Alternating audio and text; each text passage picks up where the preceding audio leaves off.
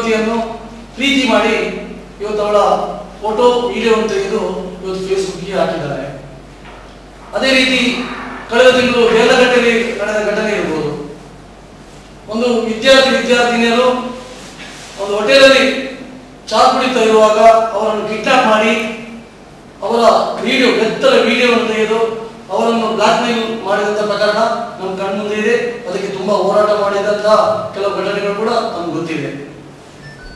ಮೂರನೇದಾಗಿ ಇವತ್ತು ಸಾಮಾಜಿಕ ತಾಣ ಇರ್ಬೋದು, ಫೇಸ್ಬುಕ್ ಇರ್ಬೋದು, ವಾಟ್ಸಪ್ ಇರ್ಬೋದು, ಬೇರೆ ಬೇರೆ ಯಾವುದು ಇಂಟರ್ನೆಟ್ ಇದೆ ಅದರಲ್ಲಿ ಇವತ್ತು ಈ ಮುಸಲ್ಮಾನ್ ಯುವಕರು ತಮ್ಮ ಹೆಸರನ್ನು ಬದಲಾಯಿಸಿಕೊಂಡು ಹಿಂದೂ ಯುವಕರ ಹೆಸರನ್ನು ಇಟ್ಟುಕೊಂಡು ಇವತ್ತು ಬ್ಲಾಕ್ ಮೇಲ್ ಮಾಡುವಂತಹ ಘಟನೆಗಳು ತುಂಬಾ ಇವತ್ತು ನಮ್ಮ ಕಣ್ಣು ಮುಂದೆ ಬರ್ತಾ ಇದೆ.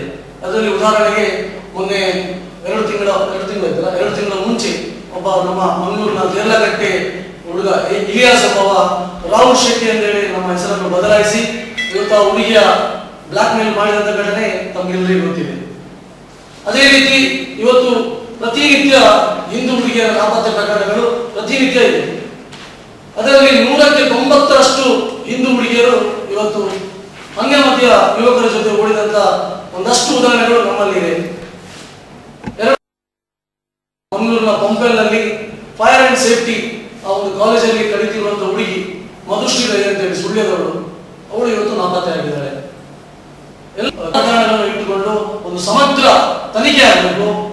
ಈ ವ್ಯವಸ್ಥಿತ ಷಡ್ಯಂತ್ರದ ಹಿಂದೆ ಯಾರಿದ್ದಾರೆ, ಯಾವುದು ಗುಂಪಿದೆ ಅದನ್ನು ನೀವು ಪತ್ತೆ ಮಾಡಬೇಕು.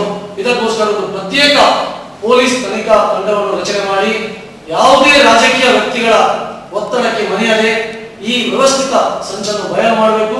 ಅದು ಯಾರೇ ಆಗಿರ್ಬೋದು ಆರೋಪಿಗಳು, ಅವರನ್ನು ತಕ್ಷಣ ಅವರ ವಿರುದ್ಧ ಕಾನೂನು ತೆಗೆದುಕೊಳ್ಬೇಕು ಅಂತ ಹೇಳಿ ಈ ಪತ್ರಿಕಾ ಗೋಷ್ಠಿಯ ಮುಖಾಂತರ ನಾನು ಹೇಳಿಕೆ ಇಚ್ಛೆ ಪಡ್ತೇನೆ.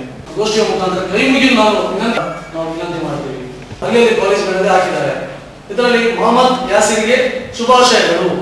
ಪಿಪಿಸಿಯ ಸೋನಲ್ ನಾಯಕರನ್ನು ನಿನ್ನ ಕಾಮದಾಹಕ್ಕೆ ಬಳಸಿಕೊಂಡ ಹಾಗೆ ಎಲ್ಲ ಕಾಲೇಜಿನಲ್ಲಿ ಇನ್ನೂ ಬೇಕಾದಷ್ಟು ಹಿಂದೂ ಹುಡುಗಿಯರು ನಿನ್ನ ಜೊತೆ ಮಲಗಲು ತಯಾರಿದ್ದಾರೆ.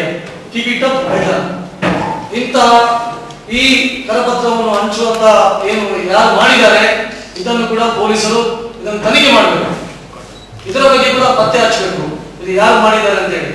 ಹಾಗಾಗಿ ನಾನು ಅದಕ್ಕೆ ಹೇಳ್ತಿದ್ದೇನೆ, ಇದೊಂದು ವ್ಯವಸ್ಥಿತವಾದ ಒಂದು ಷಡ್ಯಂತ್ರ ಇವತ್ತು ನಮ್ಮ 2 ಜಿಲ್ಲೆಗಳಲ್ಲಿ ಆಗ್ತಾ ಇದೆ.